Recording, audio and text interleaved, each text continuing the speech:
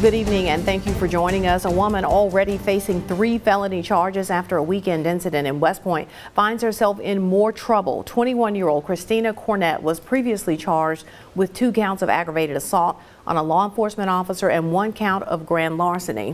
As our Desmond Matthews found out, that list has gotten longer.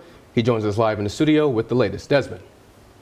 Christina Cornett was already facing a good 3 serious charges, but investigators say she didn't help her case when they began questioning her.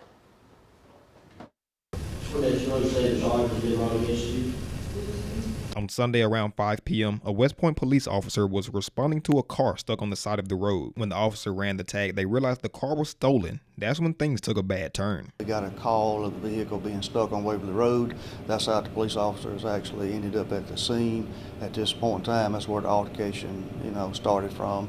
The officers attempted to render aid to the suspect. At that point in time, that's when she pulled a weapon.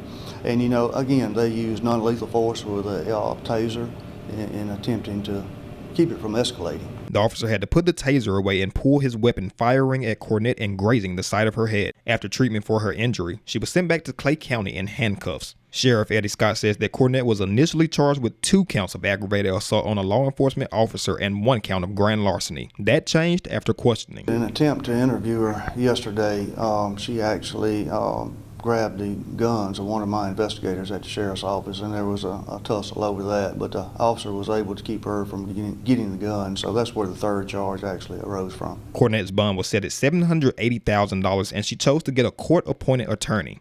She and her attorney will have another court date on November 12th. Mississippi Bureau of Investigation and the Clay County Sheriff's Department are handling the investigation. There were points when this case could have gone another way. Scott is thankful that the situation was handled professionally and there were no deaths. It's very unfortunate anytime there's a police shooting, but this is one of these cases, that we're blessed that everybody's able to walk away and that we have a day in court.